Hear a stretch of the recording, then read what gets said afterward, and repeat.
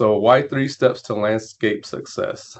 Well, Albuquerque is located in the desert Southwest, so we get an average rainfall of about 9 inches annually. With the increasing warmer temperatures and less rainfall and snowpack in the mountains and upstream of Albuquerque over the last few years, these conditions have created a drought. So we need to be more mindful and resourceful about how we use our water. We want Albuquerque and its homeowners to continue to enjoy a healthy and vibrant landscape, even though we may have drought conditions. We feel that we can accomplish this goal of having a vibrant landscape despite the drought conditions by utilizing 3 steps: service, settings, and selection. We feel that through these 3 steps, we can help to conserve water for the city by reducing outdoor water waste, by improving our irrigation or outdoor irrigation practices. Much of the information that we'll be giving you today can be found on our 505outside.com website. It's a great resources. Here you'll find information on the various types of rebates that we offer through the Water Utility Authority. And then also you can find a couple of our resources guides that have been created by the Water Utility Authority. And those guides are the Xeriscape Guide, which is a great guide if you have questions regarding Xeriscape and the types of plants, and also our irrigation efficiency guide. These 2 guides are available in PDF format, and you can also find it on the website by typing in the title in the search box function. So let's get started on the first step of landscape success, which is service. Servicing your maintenance or service of your spray irrigation system or drip irrigation system helps ensure that you are getting the water that you are paying for onto your landscape. To give you a perspective of how important it is to maintain or maintenance your drip or spray irrigation system, we'll look at the example of one broken sprinkler. An average runtime for an irrigation system is 15 minutes. During this 15 minutes, one run will lose 225 gallons to one broken sprinkler. If this system runs every day for a week, that total jumps up to 1,575 gallons in 1 week. If that goes unnoticed and it goes for a month, that total jumps up to 6,300 gallons in 1 month. Over a course of an irrigation season, from April 1st to October 31st, that amount jumps up to 50,400 gallons in 1 season. This amount of water could supply a water-efficient household for up to 1 year. Unfortunately, this type of water waste occurs because our irrigation systems tend to run at night when most owners are asleep. Oftentimes, homeowners are unaware that they have a problem until they see an increase in their water bill. So we recommend at least 4 seasonal irrigation system checks a year. At the beginning of the spring, when you're starting up your irrigation season, in the early summer, fall, and winter. As part of your monthly service check, we do offer a irrigation maintenance checklist for you, the homeowner, and it is on our 505outside.com website. So as part of your monthly service checks, you want to look out for leaks, you want to check for the aim, you want to check for any clogs, and lastly, you want to check your controller. So the first step of service is paying attention to your spray or drip irrigation system. So set your controller or manually turn on your irrigation system using your controller while you're at home so that you can observe the system running. The second step is what we like to call walking the line. Walk through your landscape and observe your system while it is still running. Observe your sprinklers, look at your emitters, your bubblers, and check for any types of problems that are obvious. We recommend that you walk this line, or at least through your landscape, at least once a month. For drip irrigation systems, we we encourage you to check it as much as twice a month because drip irrigation systems are more susceptible to damage.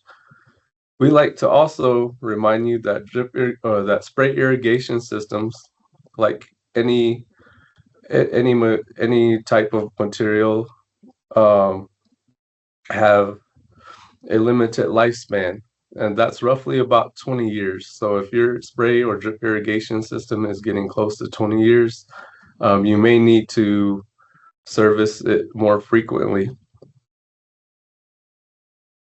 So when you're checking your irrigation system, first thing you want to look out for are leaks in your irrigation system. Check the sprinkler nozzles. Look for any cracked sprinkler nozzles, such as the picture here on the right, where you can see half of the spray nozzle has cracked and it creates an unusual spraying pattern. So that would be indicative of a cracked spray nozzle. And then also look out for any spray nozzles or sprinkler bodies that may have popped off on your irrigation system. If you observe a geyser, such as the picture on the left, when your system is running, this is a good indication that a spray nozzle or sprinkler body has popped off. Replacing these parts, we do offer outdoor irrigation efficiency rebates, and we'll go over it a little bit more later on. For your drip irrigation season or system, you do want to look out for leaks as well. Where you want to look out for leaks would be at your emitters. Look for emitters that have popped off. Also, you want to look for large wet spots between plants. These are usually indicative of a cracked polyline if it's buried underneath the ground or if it's laying on top of the ground. Exposure to the sun and elements makes them brittle over time, so it can produce a crack. So look out for large wet spots between plants. Also, you want to check for your bubblers under the trees and shrubs. You also want to check your polyline as well. As I said before, it gets exposed to the elements and becomes brittle over time. Also, wildlife like to try to get at the water inside the polylines, so they will bite on the polylines. So be sure to check the polylines for any leaks or cracks. Fixing the leaks in both your spray and irrigation systems are fairly easy. If you do find a popped emitter, you want to make sure that you do have the same type of emitter that has the same amount of water output, so that your plants are getting the right amount of water, that when your landscape was designed, it receives the right amount to keep it healthy. Okay, so while you're out also walking the line and you're checking your spray nozzles, your emitters, it is also a good time to check for the other valve assembly part or components. So be sure to check your backflow preventer. Make sure that the bonnet is still in good shape, that it's still intact on top of your backflow preventer. You also want to check any other connections that they're not leaking, and it will also be a good time to look inside your irrigation valve boxes and make sure that all the valves are working, that you don't have any stuck valves inside your irrigation box that is causing water to come out. Usually when you have water coming out of your irrigation valve boxes, it's indicative of a bad valve, and the solenoid may have either got stuck or has gone bad, such as the picture on the left. So you'll see water coming out of the valve boxes.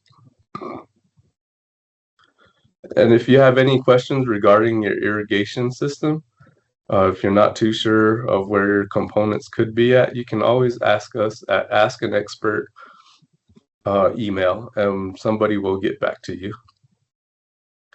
Other clues that you may look out for as you're walking the line or your landscape, you want to look out for large puddles of water. Usually large puddles of water indicate that you have water loss at high volumes, and so they tend to create pools.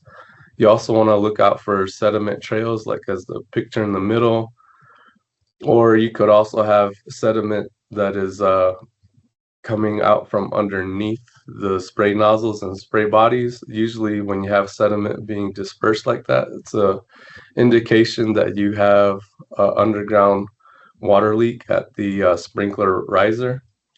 And then also algae is a good indicator that you have an ongoing leak issue in your irrigation system, such as the picture in the bottom left. And then even though it does look obvious, when you're not looking for it, um, you may tend to overlook pop spray nozzles and spray bodies. So when you're out walking the line, keep an eye out for those different clues. So if you do find broken sprinklers and nozzles, like I said before, make sure that you have the right replacement parts. If you have questions regarding which parts are correct, you can always go to your local irrigation supply store, and they'd be happy to help you make sure that you have the right replacement parts. We do offer irrigation efficiency rebates on multi-stream rotating sprinkler nozzles. These rebates also include pressure regulating spray sprinkler bodies and pressure regulators. If you have more questions about our rebates, they can always be found on the rebates tab on 505outside.com. The next component of your service, you want to make sure that you check your aim. So when you're running your system, you want to look at your spray nozzles and be sure that their pattern, such as the radius and arc, are correct and that they are spraying the intended area. Make sure that the throw isn't too far that it is going into the public right of way, like the street, such as this picture. And if you have problems getting that spray nozzle just right and it keeps overshooting its mark, those areas could be a great candidate for a zero conversion. When making these adjustments to your aim, make sure that you have the proper tools that you need to make your adjustments while you're out servicing your irrigation system. And just a reminder, we do have rebates available for your outdoor irrigation components. Another part of walking the line is check your vegetation. Sometimes you have vegetation that has grown and encroached in the areas of like your spray nozzles. So you might have grass, or maybe you have shrubs that have grown from last summer and they're starting to impeding the throw of your spray nozzles. So when you run your system, that's another thing that you want to be able to look out for. Make sure the vegetation isn't blocking the throw of your spray nozzles. Also, as your trees get bigger, it's important that you adjust your emitters to follow along the drip line to make sure that your tree is getting enough water. And if it's also getting bigger, you might want to consider adding more emitters to make sure it gets the proper water that it needs. So make sure you check your vegetation as part of your system maintenance. And then another component you do want to look out for is make sure you check your system pressure. This can be done visually. So if you have high pressure in your irrigation system, you'll notice that your spray nozzles have a lot of misting going on. So if you have a lot of misting going on, you may consider switching either to a pressure regulator or to sprinkler pressure regulating sprinkler bodies. And just as a reminder, there are rebates for these components. For drip irrigation systems, a good tell that you have high pressure is that you have problems with your emitters continually popping off. And so your drip irrigation system is designed to operate efficiently at a certain PSI, and that's usually between 25 and 35 PSI. And if you have more than that, you'll have this problem where the emitters continue to pop off. And if that is the case, you might consider installing a pressure regulator. And we do have rebates for that. The next component of servicing your system is that you want to make sure you check for clogs.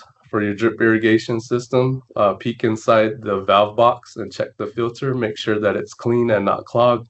If it is, clean it and put it back inside the valve box. Check your emitters. such as the flag emitter over on the bottom left. If these become clogged, the water output doesn't work the way it was designed. So you can clean these out real quickly by spinning the green part, or sometimes they're red. But with button emitters, you may have to just go ahead and switch those out.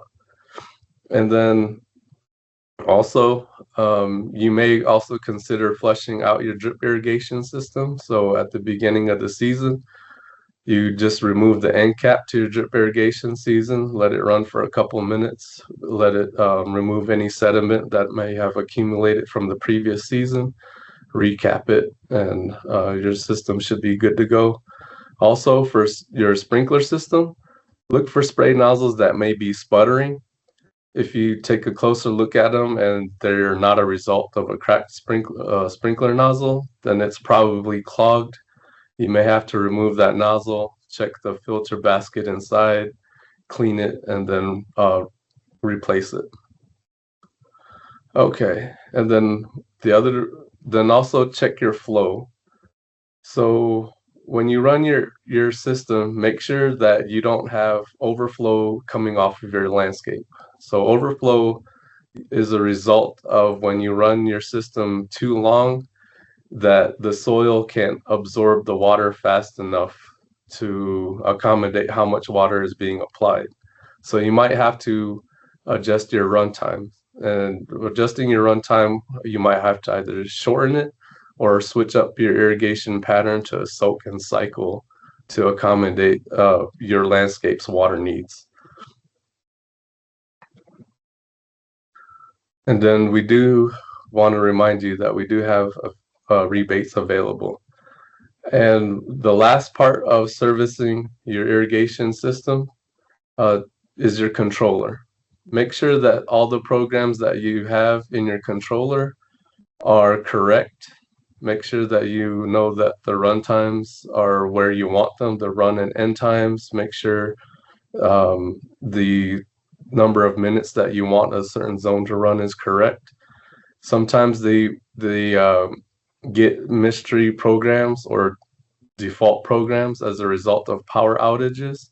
So you do want to make sure that every program inside the controller is something that you want. Also during this time, it's a good time to also replace the battery so that if there is a power outage, the controller doesn't turn off and create those situations where it result or reverts back to its default settings. And then as the seasons go by, and Victoria will talk about it more, you want to adjust your controller so that the run times adjust to the seasons. And then if you have an older controller and you're considering upgrading to a smart controller, just know that we do have rebates available for smart controllers. So just to recap for service, make sure that you check it at least once a month, and we encourage you to check it at least 4 times a year in the spring, summer, fall, and winter. And we do have rebates available.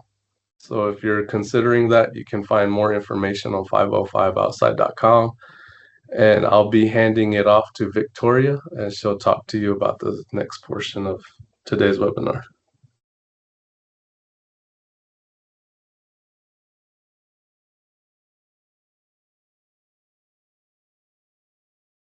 Hello, everyone.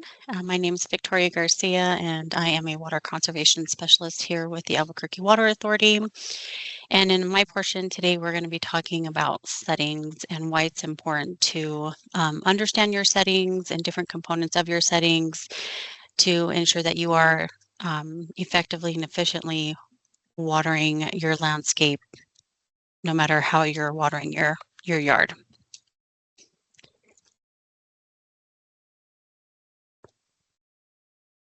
So a couple of things that actually go into creating a schedule will be,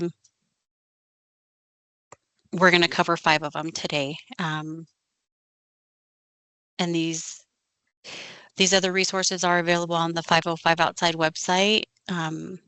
but we can go ahead and get started on what goes into creating a schedule. So the first thing is to actually understand the seasonal curve. Um, and sometimes there's a misconception of when to begin watering or how much your plant needs to be watered. So beginning in like mid-February and going through early June, our plants required an increased water as they put on leaves and flowers, and they do establish new growth. But what I think our misconception is that plant needs actually max out by mid-June, and they decrease from that point through the end of October. So we call that actually ramping down. Obviously, we still want to continue watering, but our plants have reached their main growth, and they're beginning to slow what we like to call also our metabolism or their metabolism in preparation for the fall and winter.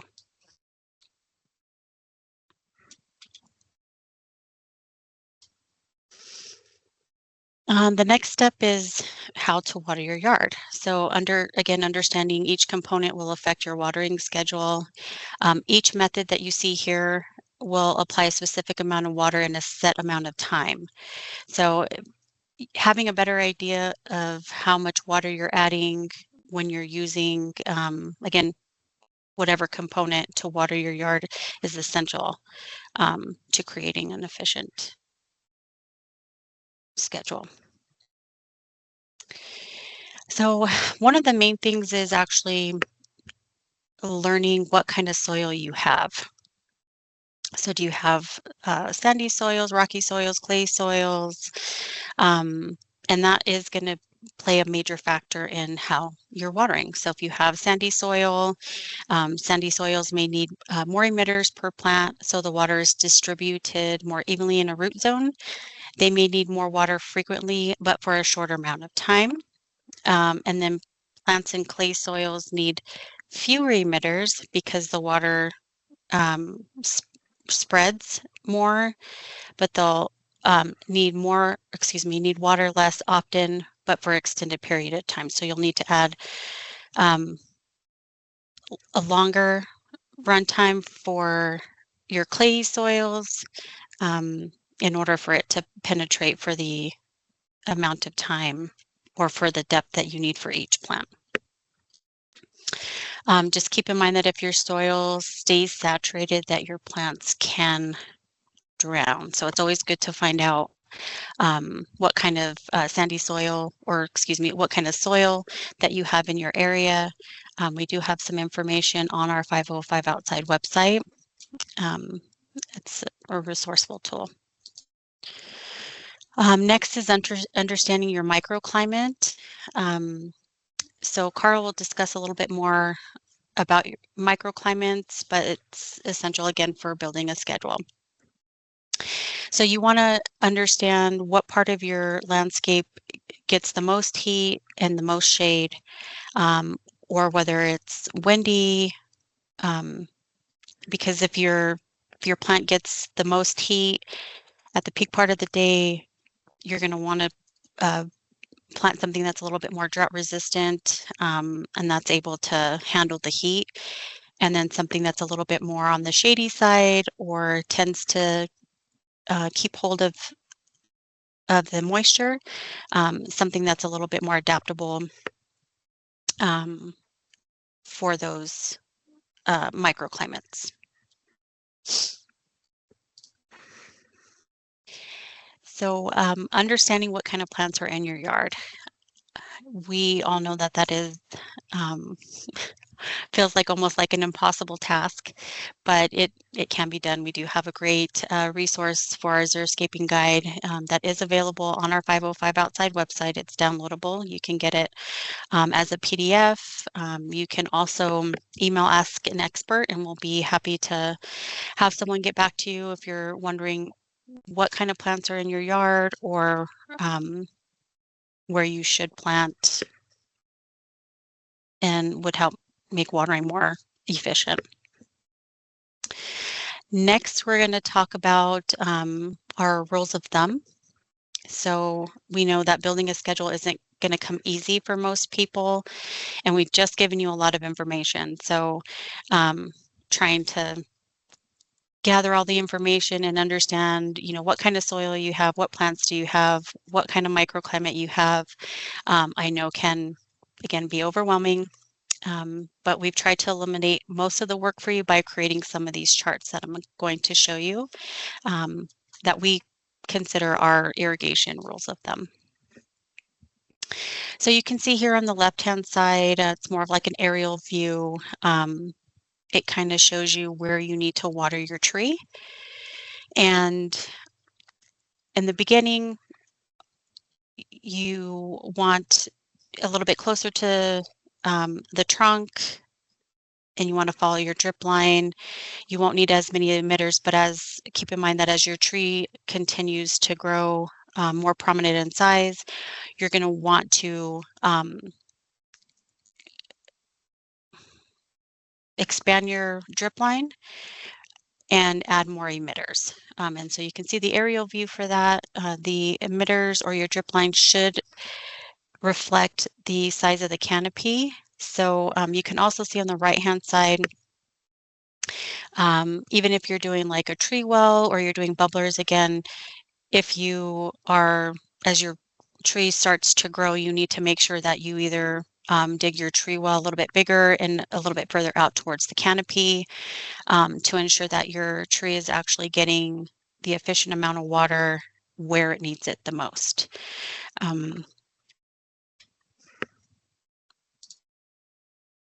Another thing is, how deep do I water? So to figure that out, we actually recommend that you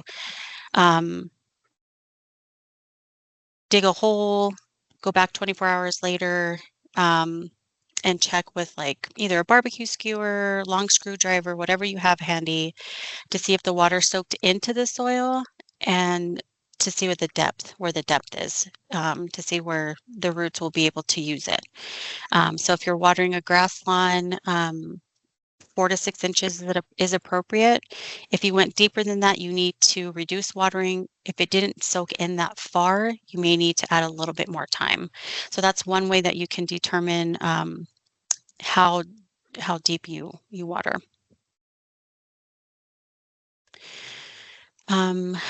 I know your first question by looking at this chart is, how strong should the water be on your hose? You want to grab a 5-gallon bucket and you'll fill it 3/4 of the way in a minute. Then it should look like this. Just keep in mind that these slides are showing spring watering recommendations. And again, we do have some information available on our 505 outside website.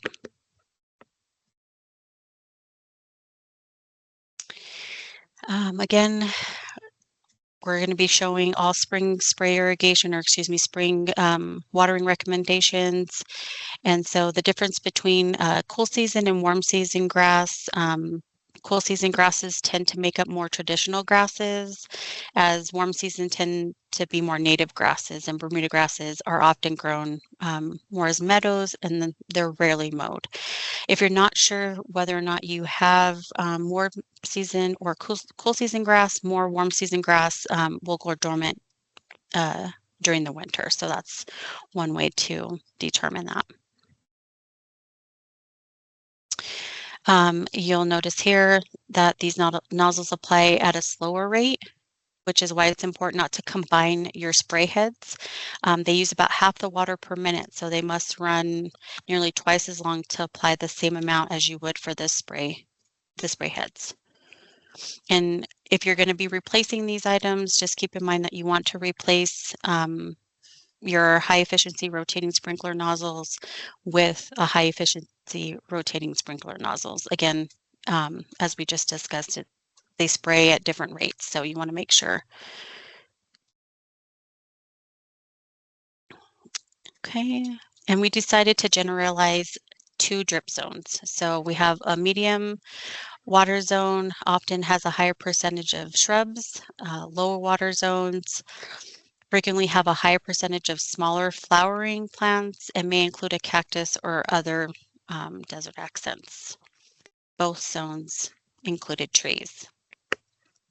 So we created the times based on the number of emitters per plant shown on the next slide. So you'll be able to see. Okay, so this slide also shows two types of drip emitters, flag emitters and button emitters. So the flag emitters are going to be the green emitters that you see there. The button emitters are the red. And as Kenny discussed earlier, you can unclog, how to unclog flag emitters or emitters in general. Button emitters are not flushable and usually, as Kenny had discussed before, will need to be replaced. Keep in mind when you are replacing emitters that they are color coded, and they will show you their gallons per hour as well. So you want to make sure that when you are replacing your emitter that you're looking, usually it'll be printed on the flag emitter or the button emitter exactly your gallons per hour. So you want to make sure that you're actually replacing it with the same gallons per hour. And next is the best way to be efficient is to would be to invest in a smart controller. So smart controllers are a good idea. Again, as Kenny had discussed previously, if you're looking to upgrade, we do have rebates available for our Wi-Fi controllers and or smart controllers. They just offer peace of mind, to be honest. You're able to monitor your water usage, if it's raining, if it's windy, if you're in another state and need to make any type of adjustments, if a neighbor calls, you're able to do that all from your iPhone or from your phone. So it's always a good thing to have. Okay. And if you want to reduce water use, again, we have other ways to do that as well. We do have rebates available for the items listed here. So we do have some pressure regulators, some high efficiency microstream rotating nozzles, pressure regulating sprinkler bodies. These are all things that if you're wanting to maintenance some of your irrigation, you can do that, and these rebates are available to you. Also, when you are, there are rebates available if you are doing any kind of maintenance to your trees. There is a tree rebate available. So again, all that information is available on our 505 Outside website. And hopefully I was able to provide you with a little bit of insight, and I will hand it over to Carl, our xeriscape inspector, to provide some more information.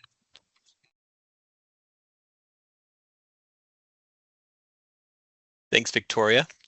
My name is Carl, and I'm the new xeriscape inspector here at the Water Authority. I'm here to talk about why and how to transform your lawn and how to select desert-friendly plants to take its place. But before I start, I want to go over some background information about why that's important. So water used in landscaping is at least 40% of all residential water use, but it's usually more. And a lawn could use as much as 4 times the water that desert-friendly plants need. So it's not unheard of for a lawn to need and get up to 55 inches of water a year. That's about 4.5 feet. In my neighborhood near the airport, the last 4 years we've averaged less than 7 inches of rain per year. So we want to the idea here is we want to put the grass where it's getting the most use, parks and playing fields mainly, or outdoor areas where it can be enjoyed by the largest number of people. The other reason the Water Authority is concentrating on outdoor water use is that water used outside can't be recycled and returned to the river. So here's a rendering of our Southside Water Reclamation Plant. This is that Outfall project that's currently under construction. This is where some of the residential water returns to the river. When it does, after it's processed, it's cleaner than the rest of the water in the river. The water that is clean that isn't sent to the river is piped to more than a dozen parks and a golf course on the south side of town for irrigation there. So indoor water returns to the environment and helps us meet our obligations to downstream users like New Mexico farmers south of us, as well as Texas and Mexico. So you could see the water used inside the house is used multiple times for a variety of purposes. The water used outside on your lawn is either absorbed by the grass, evaporates, and sometimes runs down the street. But the small amount of water we apply to desert-friendly plants, shrubs, and trees benefits us in multiple ways. So here's a collection of colorful desert-friendly plants. We use this photo a lot. It's on the cover of our guide now because it highlights what can be done. All of these are available from your local nursery, and they're all in our Xeriscape guide that's available on our website. If you're having trouble finding these plants in the guide, Google their scientific names first because that's how we list them alphabetically. These plants cool the environment by shading the ground and cool the air through what we call evapotranspiration. The plants use the water and release it slowly through their leaves. They're also beautiful, provide habitat for wildlife, encourage pollinators, and they outcompete weeds. The more desert-friendly plants you have in your yard, the more ground they cover or shade. That's why the Water Authority's Xeriscape rebate program requires 50% of the yard be covered in desert-friendly plants. So we're trying to discourage yards that are all gravel.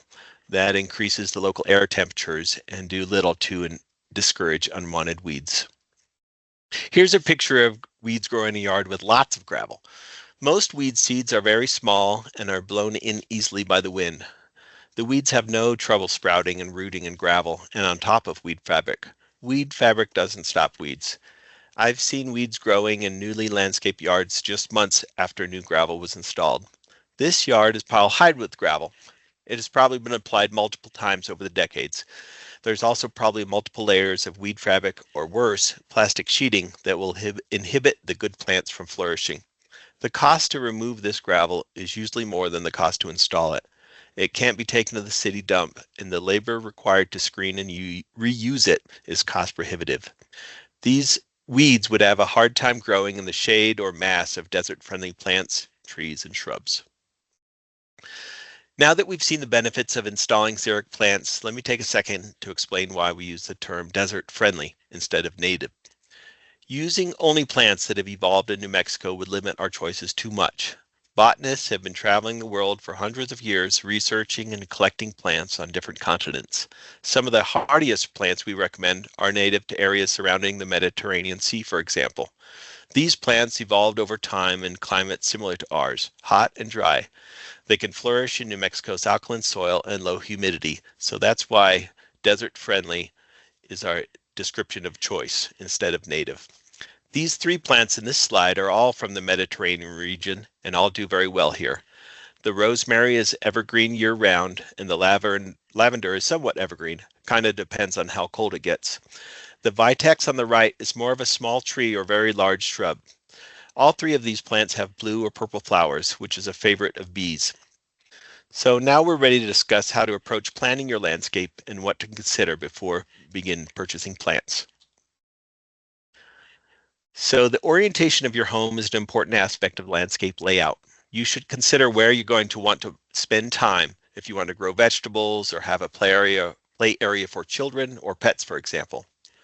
So the north side of the house is the coolest. If it snows, it might stay for weeks. The north side might not receive any direct sun for a long time in the middle of the winter. The deck where I live is directly against the east side of the house, which makes it perfect in the afternoon and evening for being outside because it's shaded, although it's still hot there until about midday. The south side of houses in Albuquerque typically get sun all year. If you don't have trees or other close houses, I like to keep it pretty open at my house on the south side because I want that low winter sun to come in the windows and heat it up. The west side is the hottest. If you're thinking of planting a shade tree, that's a good place for it. In some situations, you'll get the most shade from it.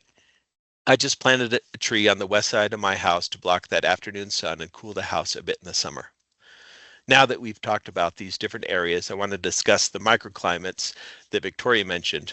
You might have them around your house, and I'm going to touch on soil compaction and soil types also.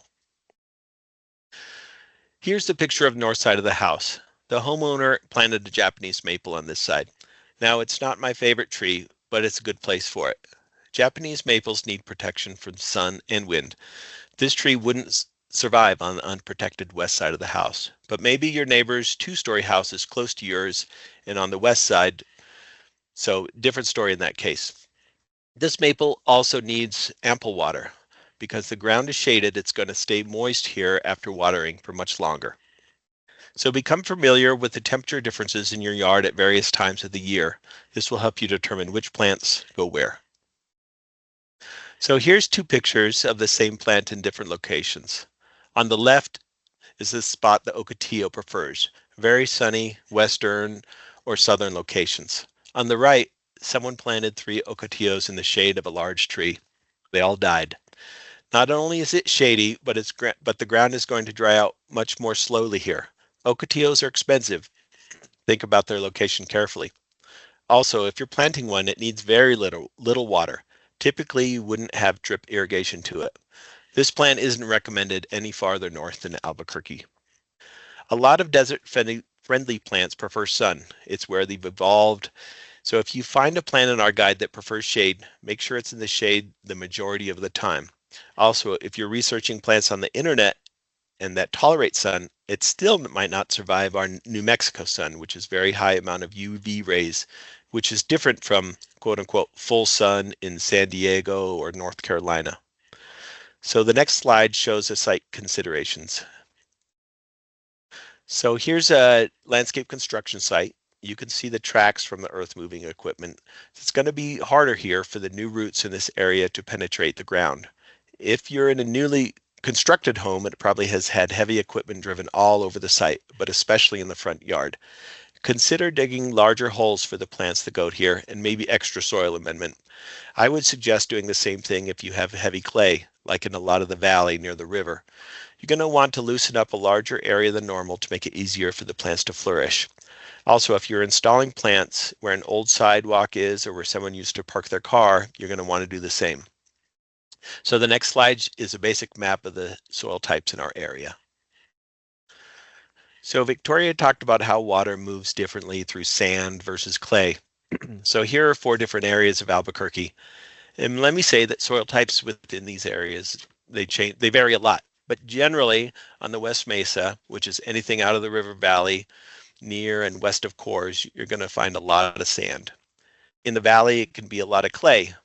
Most of the city, the northeast portion, is usually coarse with a lot of decomposed granite that has eroded off the mountains over the past millennia. But if you're an older neighborhood, hopefully you've got some more fertile topsoil that has accumulated over the decades, and that's a good thing. It might not look like much, but it's better than nothing. This is a good time to point out that if you're removing a lawn, you want to keep as much of the topsoil there as possible. It'll help the new plants flourish. And if you're in the East Mountains, you're going to want to pay particular attention to this. It can get colder there than the rest of the city, and it could kill plants that can survive in other areas. So when I was a landscaper, homeowners often said they wanted long-lasting color in their yard. And as we saw in the earlier slide, a lot of color is possible, but the bloom time is going to be shorter than in other parts of the country. If you want a lot of flower color in your yard from spring to fall, it can be accomplished, but you really need to become a part-time gardener.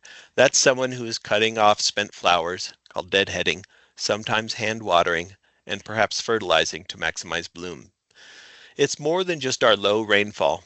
It's our alkaline soil and dry air. It's just too much work to keep alive a plant that is not adapted to our environment. You can't really change the soil from alkaline to acidic. It takes a dump truck to do that. And even then, it's the lack of humidity and too much UV rays. So this slide is an excellent example of desert-friendly plants, shrubs, and trees arranged in a visually appealing way.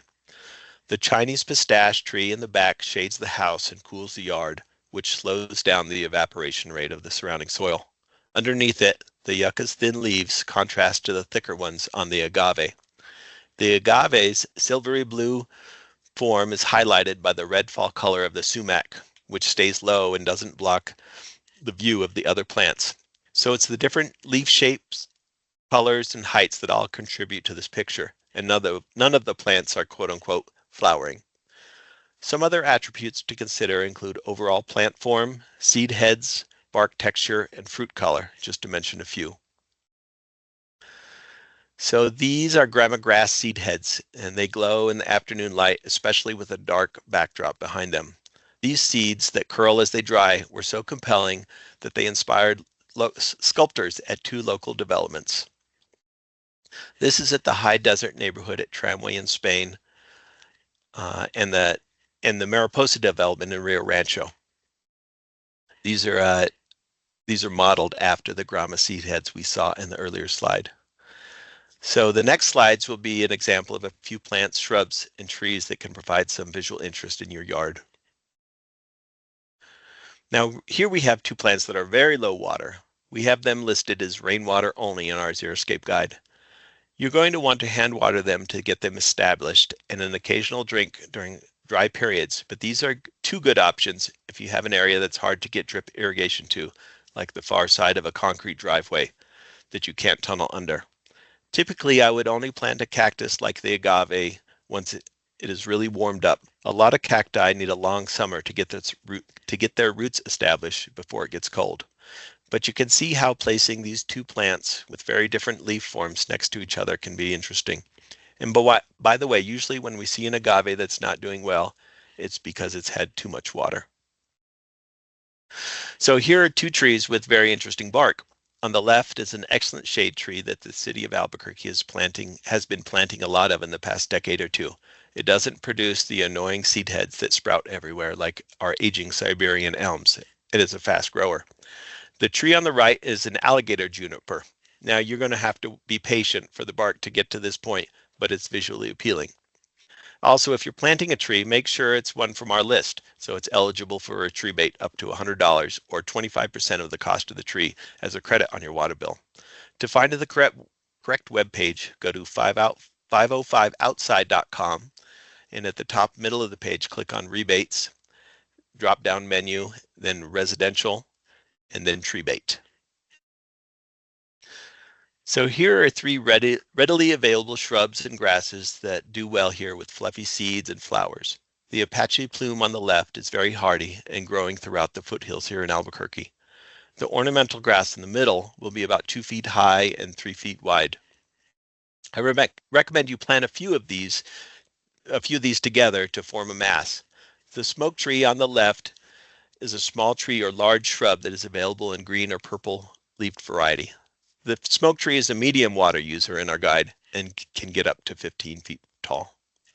So the next slide is my last slide. That this is what you can get if you're planting desert-friendly plants.